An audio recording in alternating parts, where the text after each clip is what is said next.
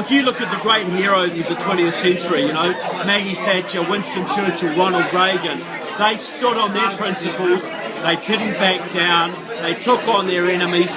You know, Churchill didn't try and cross the aisle to Hitler. He didn't try and appease him.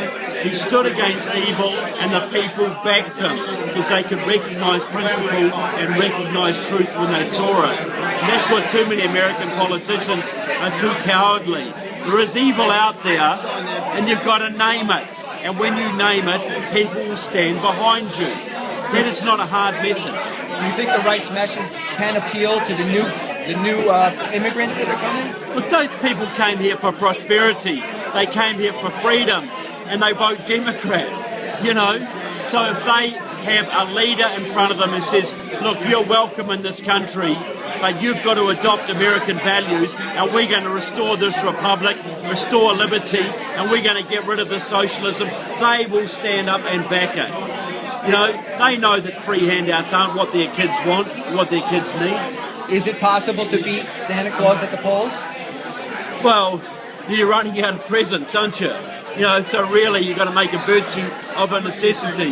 The next Republican who stands against the next Democrat is going to have to be a conservative, and they're going to have to make a virtue out of a necessity because the free stuff is all going to be gone.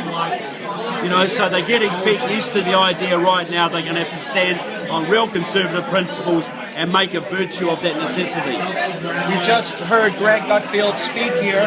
Do you think he's correct that we have to our message is okay, we have to repackage the messenger, please? We do. We have to be bold about it and be brave about it. You know, Romney was pretty good in that first debate. He had Obama on the ropes, but then he backed off. If he'd gone for the jugular and articulated a clear vision, this is my path, that's his path is wrong, my path is right, for this, and this reason, he would have won it.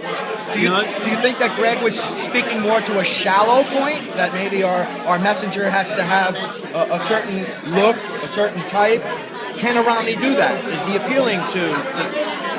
I don't think he meant that he had to look a certain way. I think he had to have real conviction, you know, a real belief in his message and a boldness and a courage about it. You know, that's what people are crying out for. If Reagan rematerialized in 2016, could a Reagan win in 2016? Yeah, I believe it could. People say, oh no, Reagan couldn't get elected today. Reagan could get the Latinos on his side. He could get more of the blacks on his side. He could swing some of the Jewish voters over. What is it about Reagan? Do you think what is it about Reagan that you think can do that? Conviction. Reagan believed what he believed. Obama, they know Obama believes what he believes. They don't know that Mitt Romney believed what he believed because he wasn't bold enough in articulating it.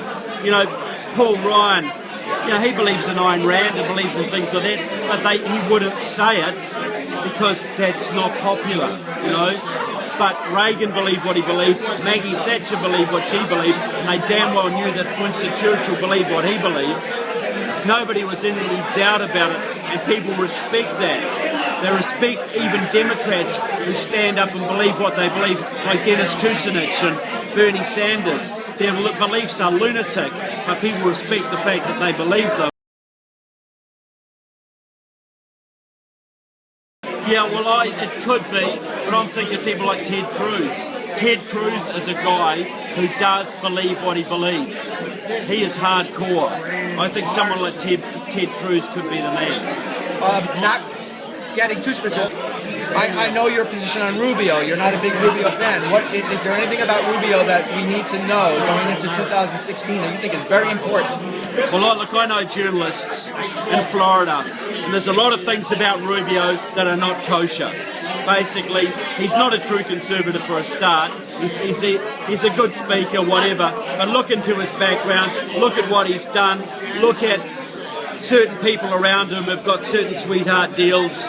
I don't think he's as clean as he could be, and that is why I think Romney was smart not to put him on the ticket. Trevor, thank you very much for your time, and have a safe trip home. No, welcome. It's great to be here, and I'll be back. Okay, great. As will America. Thank you very much for everything you do. One of our staunchest supporters. I went to